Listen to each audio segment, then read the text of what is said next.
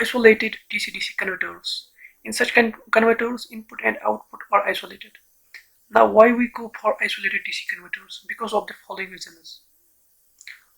In non-isolated DC-DC converters, efficiency is very low. Therefore, we go for isolated DC-DC converters. Another reason is this: due to no isolation between input and output sides. This may cause electric shock in many applications like SMPS. That is switch mode power supply. Right?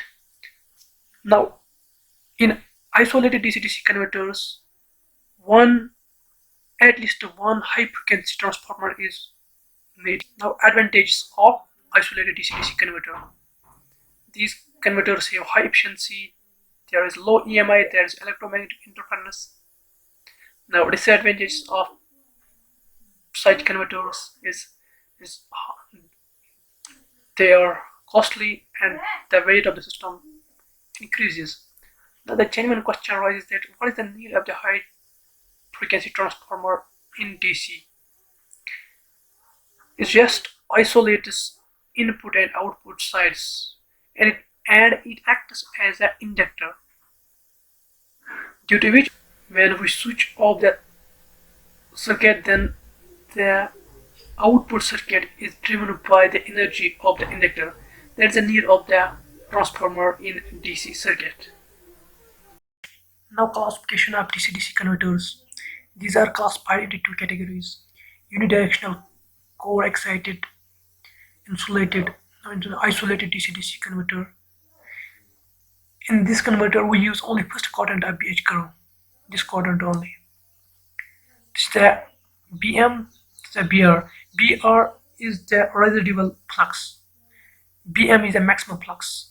If we go beyond this BM, then the efficiency decreases, losses increases. Right? The examples of such converters are flyback converter.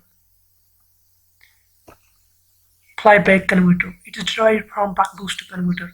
That step up and step down operations are possible. And it's another example is this forward converter. It's derived from the buck converter. There's only the step down operation is possible.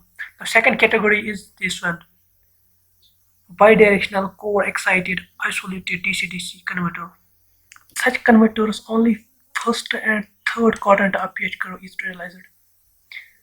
The efficiency of bidirectional core excited isolated DC-DC converters is much greater than the unidirectional type. Now, examples are this: push-pull converter, half-bridge converter, full-bridge converter. Now let's move on. The important instrument which is used in isolated converters is isolation transformer. Its circuit is like this.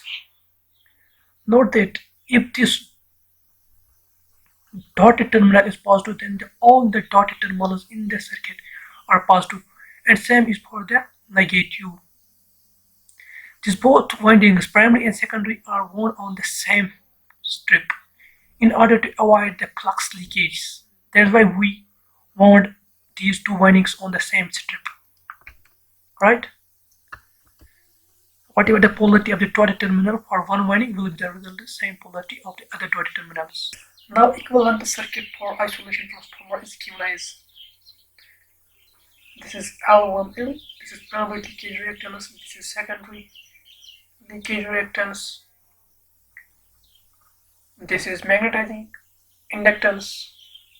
Here, these are primary and secondary terminals N1 and N2. Generally, the value of these N1 and L2 are very small, so we can neglect them. In general circuits, you will not see L1L and L2L. The reason is that because their value is very small in general cases.